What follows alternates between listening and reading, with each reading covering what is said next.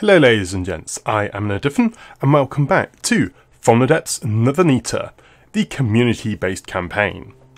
We're actually starting straight away in the actual proper campaign because although we have several designs we'd like to show off, I'm actually going to be using them from the unassigned forces.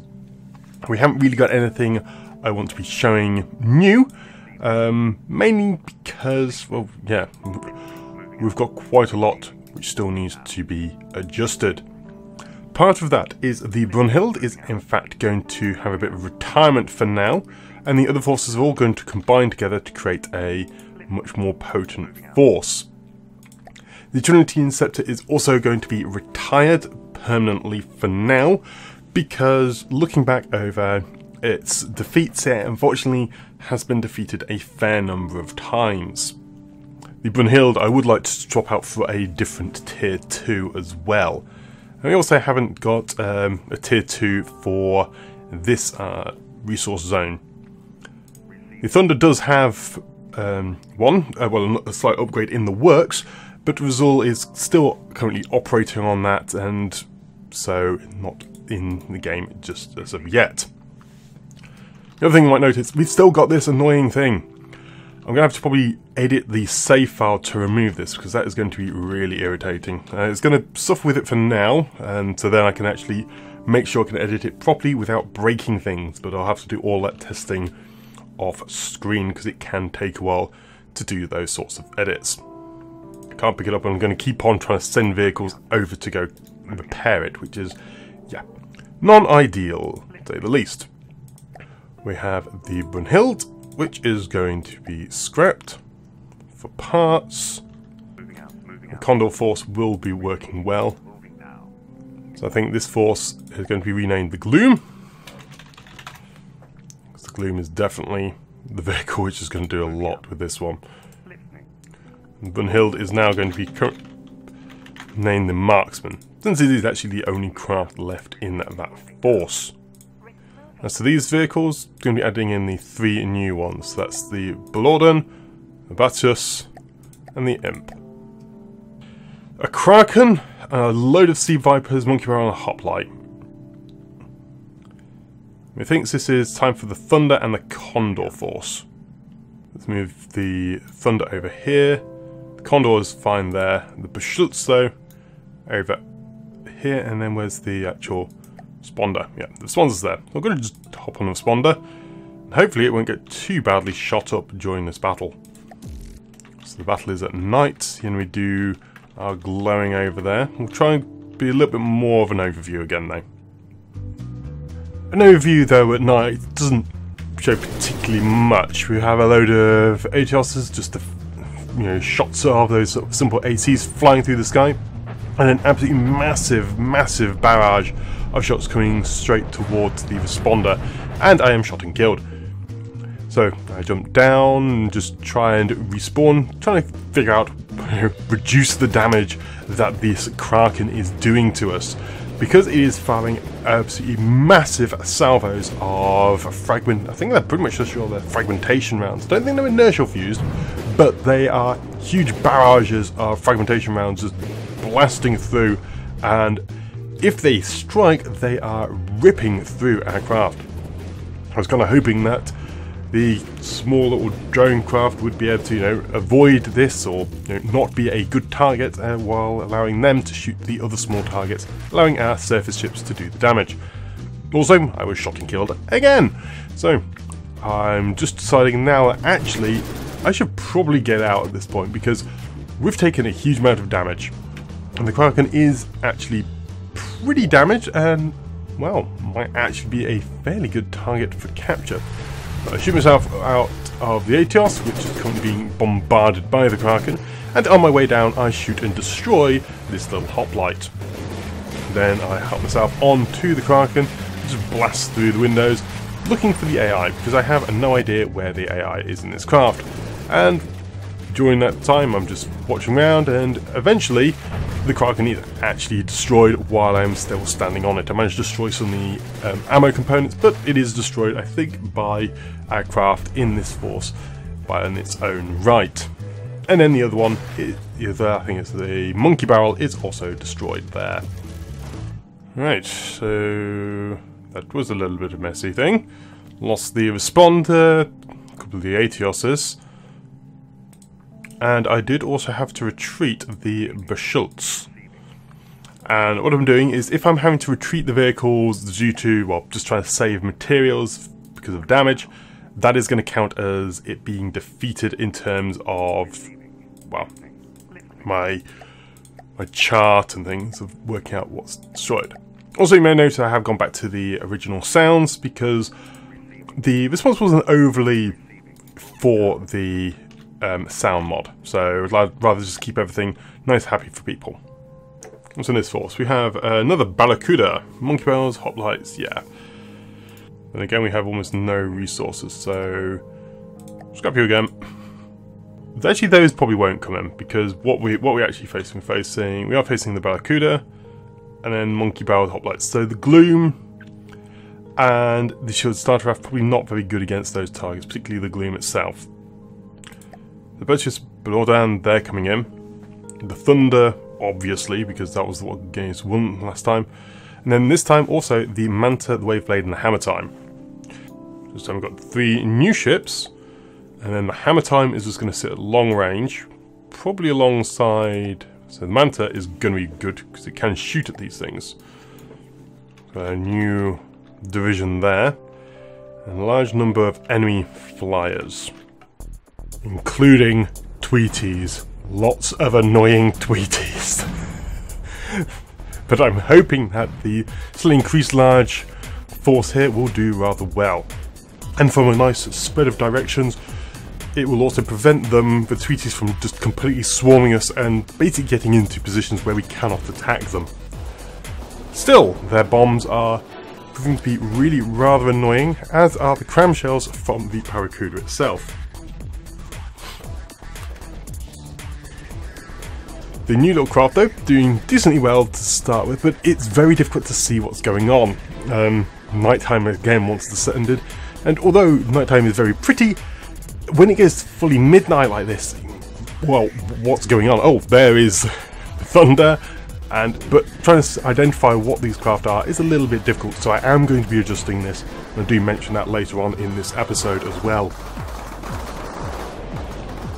The new Gatling gun is doing absolutely fantastically, firing huge numbers of fragmentation rounds across the sky, and eventually when it does strike, it does ridiculous amounts of damage to its enemy.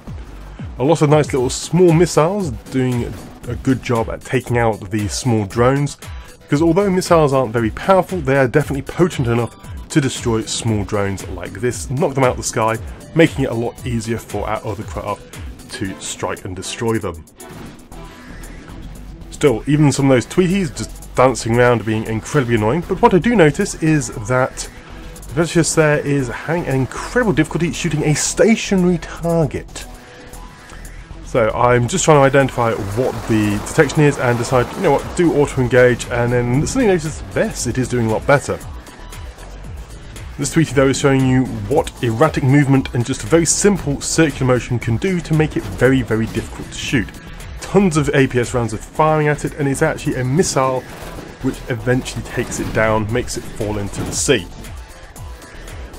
There's still another Tweetie though which seems to have disabled the tier 2 from Richard Astley, which is a shame. However, the Tweetie ditches into the sea, and then almost instantaneously it is disintegrated by a single shell.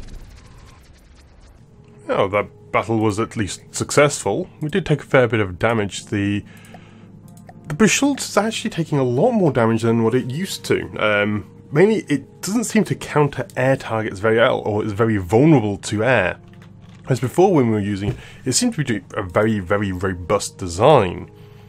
And that's what I quite like about the campaign. You're actually seeing counters and counter-counters coming in and out of play fairly regularly, which is nice to see. It's nice to see this sort of play coming in and out. I didn't want it to be all, just certain things taking control of everything and just overwhelming the enemy with ease. I'm very glad for the difficulties we are currently facing. I think that's the Deepwater Guard's main base. Let's probably end this relatively quickly. We're going to send the Condor and the Thunder up there. Then the Hamatai Marksman, the Blordan, and the Gloom are going to come down and take out this. Blordan, not really. Well, the Blordan should be okay. It's the Gloom, which is not really thinking it's going to do that much. Though it could take out the houses. That is one thing it'll be good at. Yeah, probably maybe a little bit better than the Hamatai, which is currently damaged in combat. Marksman, Blordan, and the Gloom all going to take out this force here. I'm being a bit more overly cautious, I think, trying to take out these factions because, well, we took so much damage. My hope is that the Gloom will be able to quickly take out these ground forces before the enemy really gets underway. And then this Falcon will be taken up by everything else. Yeah, again, I was expecting the Gloom to do more, but it takes a massive hit directly from the Cram Cannon. I was kind of hoping it would do a little bit better, but again, I'm shot and killed. But yeah, this is really quite annoying, because I was really hoping the Gloom would be able to just tear across the ground and destroy everything. Unfortunately, it is damaged hit again before I can retreat it, so I'm just waiting in the out of, well, the overview to try and go for the retreat. So I retreat it before it is completely destroyed to save up on materials, but unfortunately that does mean that it is marked as defeated. What I do notice though is the Batius there, all its shells are pinging off the Falkenheim. A few are hitting, but the vast majority are just pinging off and being remarkably ineffectual because it is just pure fragmentation. It has no inertial fuse and no actual hollow point. So what I've done, I've just changing it to a hollow point frag, which means it will no longer ping off the wood armour, and also definitely not metal armour, but it was pinging off the wood, which was more the cause for concern in this regard. And it will take a little while for the new ammunition to load, but it does load during this battle. And when it chooses its target, it does an incredible amount. So here it's actually stopped pinging off its target and is just shooting and blowing up the gantry. Still, it's not being particularly fast with regards to it. The other designs there being rather good, pinging off shells and cram cannons, and just generally being rather effective in combat. So just observe the battle a little while and just... We have a lot of firepower, but it's being remarkably ineffectual. I think that's because it's actually hitting the ground. It's aiming slightly too low. So because of this, I come out with Rambot and just run in and capture all of the buildings with ease. The AIs are incredibly exposed on all of these designs, making them very, very easy to capture, though I fail on this large house. Excellent. So I did actually end up capturing these forces because, well, our ships didn't seem to want to aim above. They all decided to shoot the ground, and I just wanted to complete the battle. Also, I kind of wanted the scrap. I know I didn't really want to be doing this to get lots of scrap, but come on, we do need it. Fortunately, the Gloom did get defeated again, but though in part it's because of where I spawned it. So, oops. Let's move the Thunder and the Condor up. I'll repair the Brawler as well, and I suppose the patrol boat also needs a repair. This really needs these starter ones to grab the resources. Good. Well, we've got the face and the Condor and the Thunder. Quite a bit. Pentagon Prototype, Pentagon Prototype, Vanguard, Coyote, Vanguard. I'm like, yeah, that's quite a decent force actually. Oh no, I didn't mean to actually let them get blockaded. That's a pain. Spud the time up for too long. Okay, well, looks like we've got this fight going on. I just had the game spinning on fast to try and get the pocket brawler built. I did actually want to go into fight with the current state like that, because now we can't retreat anything properly. Yeah, retreating is something I am to consider a lot more in this Let's Play, because I am very, very short on resources. I'm doing a little bit better now, particularly since I did capture those other structures, but overall, resources are a major cause for concern facing the Deepwater Guard. I believe once we start fighting some of the more tougher factions, such as Lightning Hoods, Onyx Watch, White Flares, all that, we will have a lot better resources at our disposal and allow for all of these repairs. We are, well, currently getting inflicted upon us in this battle by these rather nasty cram cannons. So again, the Beschultz is taking a real beating. It was a bit weird because early on it was doing absolutely fantastic, but now it just seems to be taking huge amounts of damage. So maybe it's just not being able to defend itself quite as well. And the same is going for the Pocket Brawler. When it was started off, it seemed to be doing incredibly well, but I suppose it is now technically fighting expert in godly design, so there is always that to consider there. Blitz designs though are slowly but surely doing well. The Thunder and the remaining cannons on the Bush are actually doing a good amount of damage when they're striking. It's just that, unfortunately, the Thunder is at quite long range, and that is good for its defense, but a lot of those shells are just skimming on the surface and just bouncing off, missing the mark. Admittedly, the mark is half underwater, so it does make it incredibly difficult to get a solid hit. Thankfully, we do have these simple little drone planes doggedly attacking the fighters, these Patagon, I think these are retrofits, again slowly but surely disintegrating those wooden panels, reducing the blocks, and will eventually make them too damaged and or sinking. That force went okay. It was a bit messy, but we did actually fulfill everything, and unfortunately the super responder was damaged. Didn't really get much time to shine, but it did alright. Still this blooming keeps on throwing me. We've got Kraken, Hoplite, ton of Sea Vipers. Let's send in all 3 forces to take out this Kraken. And the Gloom is going to come from behind here. It does have resources on it, so it's now this time going to actually move. Shielded Starcraft over here. The Whisper over on this. Can't really do on the flank, so we'll go a bit on the corner flank there. The Marksman sit at long range. Hopefully, it can disable a couple of the Kraken's guns. Then we've got the 3 other craft: the Batius, Morton's Batius, the US Blordan, Downtown, and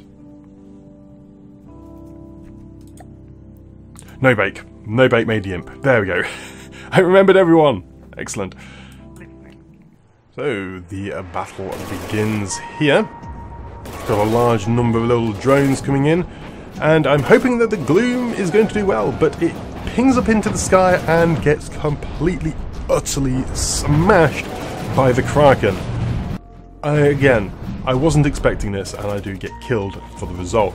I was sort of hoping that it would be able to kill the Kraken before the Kraken could turn upon it, and that is a very good tactics, because if the Kraken points at you, it does so very much damage, even if you do have shielding, because it fires enough shells to, well, breach quite a lot of the shielding we have at this low tier level, since our shielding is generally single layer and generally fairly low strength. We have very little high strength shielding just because the pure power requirement is very hard to fit in the 15k bracket. In the 30k is not as bad, but still very difficult to fit very strong shielding in a force this sort of small size. This designs though are doing quite well, even if they are ramming into each other, doing a fair bit of damage in that regard. Thankfully though, the Kraken's main motion seems to have been disabled, and so it is now spinning around in the wrong direction while it is trying to aim at us. So although the guns are still active, they can't get a lot on us and do that massive barrage of death. I consider once more to maybe try and capture it, but then by the time I consider it, it's already disintegrating into confetti. So congratulations, this force. Oh, and decently well. We lost a few craft, but then the Kraken is definitely a very potent design, even if our vehicles also were trying to ram each other to death. One thing I have found interesting is that the Gloom is not performing anywhere near as powerful as I was have thought, mainly because if it does take a hit, it doesn't get that ram in position. So, yeah, I was expecting it to just like walk over entire fleets on its own, but it seems to be a little bit more balanced. So hopefully it can keep it around for a lot longer, which would be nice. So I do quite like the design. Let's go take out this tile, just continue with our, well, complete and utter subjugation of the Deepwater Guard. What else do we have here? Swordfish and Wander. And here we have, that's a bit more of a nasty fleet. With these forces go attack that. Not really expecting too much from the Swordfish and Wander fleet, but, you know, particularly when two of them are spawned within each other like that, that's going to tear those two and make them fall into the water. Okay, well, let's see how it goes. One thing which I do really like about the Wanders, they look really very pretty when they're firing all their guns, lots of different colours of shells, a good little array of missiles pinging around. They just overall look really pretty, particularly at night, see that? Where it's highlighted and shines through the darkness as it fires its remarkably ineffectual weapons. Still, it does look very pretty, and I think it is a great example as to why night fights are. I do want to keep them, but this one is also a good example as to why it isn't so good, because there are little drones flying around. You can sometimes see slight glimpses of the ATOSs going around shooting at the Wanders and the Swordfish, but you can barely see them. They're just dancing around. Every now and then you just see a glimpse of a shimmer from one of them as it dances across the sky, firing its simple autocannons at the enemy. So I'm probably going to make a slight adjustment to the day-night cycle in regards to the future episodes. Probably going to just adjust the length of the actual full night. I think dawn and dusk work well because we can still see the craft. There's a little bit of ambient light, but when it's fully dark for a longer period, we couldn't really tell what was going on for a fair bit of that battle. Mainly like the ATOSs were actually orbiting around the Wanders, but it was really difficult to see them. Looks like our outpost is already dead. That resource node did not last long. Got a good amount at that home base though, so let's send, once these marry up, let's go grab the next load of forces, materials from the home base. What we got here? Tunnel monkey barrels, vipers and hoplites. I sent the lodge dart straight, didn't I? Oops, a daisy. Not really expecting the gloom to be able to do much, but if it does crash into anything, that'd be a nice bonus. Marksman will hopefully be able to do a decent amount, though his targets are very small, so it depends how good his railgun is, and it seems decent enough. And here we go, a large number of small drones and flyers, lots and lots of hoplites and monkey barrels. And well, the gloom is trying valiantly to try and ram them, but none of them are being stupid enough to get anywhere near sea level, and good on them really. That's a really stupid thing to do when you're facing off against gloom.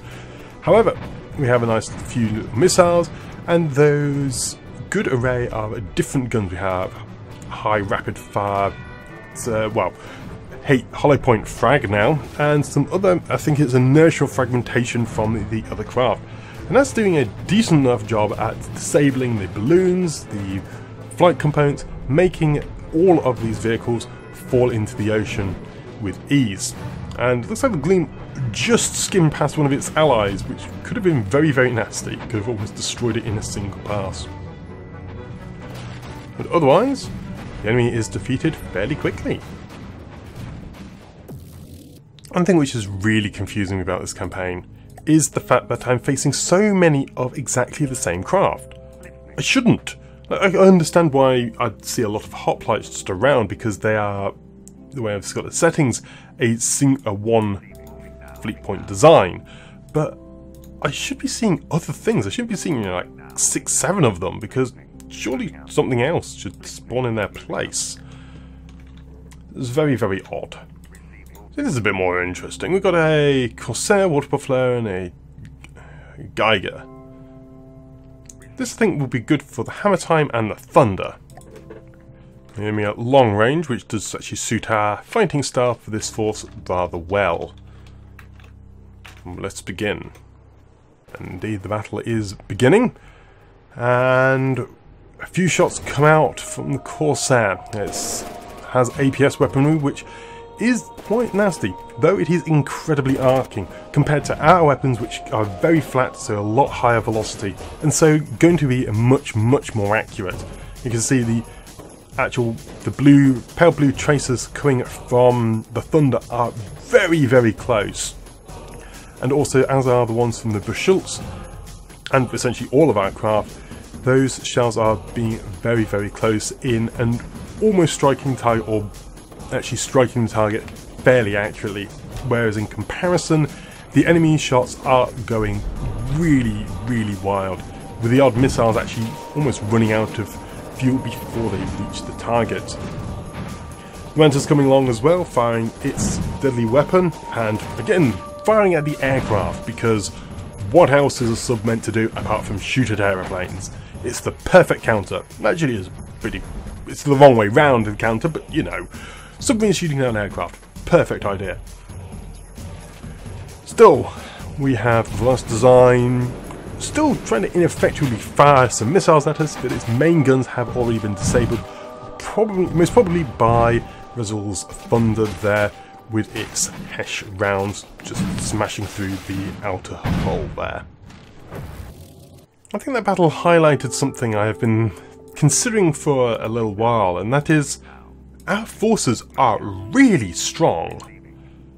So strong, in fact, that I actually think that the 15k per defeated faction is going to be too much, and by the time we're meeting things like the Twin Guard, Steel Striders, Grey Talent, or even the Scarlet Dawn, our forces are going to be completely insane, and it's going to make the game trivial, and I don't want the game to be trivial. So I'm considering for some of the later factions to change how the resource levels do. Currently, I'm contemplating that we'll take the Onyx Watch out with 30k designs, then we'll actually do combined war, so we'll actually declare war upon two fronts at once, but then have a slightly increased amount. So we'd say maybe the White Flares and the Lightning Hoods at the same time, but we'll have 50k for that conflict. And then, say, the next couple of factions, Twin Guard and Grey Talons, say, would go up to 70k, and we'd actually go up in a 20k lump sum, but face off at two factions at the same time to try and keep things a little more varied, because, well, Deep Guard are meant to be core and varied, but all the forces have been made up of hoplites and stuff. I'm going to have to again look at the actual campaign designer and figure out why that is, but I just don't understand fully how the spawning works in order for enemy forces to come into play. I know that these are made up of fleet points, but in terms of how the percentages work in that, it doesn't seem to be working as it should, because we just seem to be facing multiples of the same design. I might therefore reduce how many can be spawned in of the same type. I could do that. I could limit, like, say, because the majority of things are, you know, designed to spawn in as many as possible. But if I reduce that down to, say, like 2 or 3 for some of the designs, it will hopefully give us a much broader spectrum of enemy designs we are facing at any one time, which I'm hoping would be quite interesting to fight against. However, I think that's going to be it for me for now for today's episode, so thank you very much for watching Nother Neter with myself and a Diffin. If you did enjoy the episode, please leave a like and or comment below, as it is always great to hear from you a lot. Also, be sure to check out the rest of my channel for more From the Depths videos and other games, and swing by the Discord channel for more direct chatting regarding this campaign and others we may be running in the future. Otherwise, that's going to be it from me for now, and I shall see you next time. But until then, I'm out. Goodbye!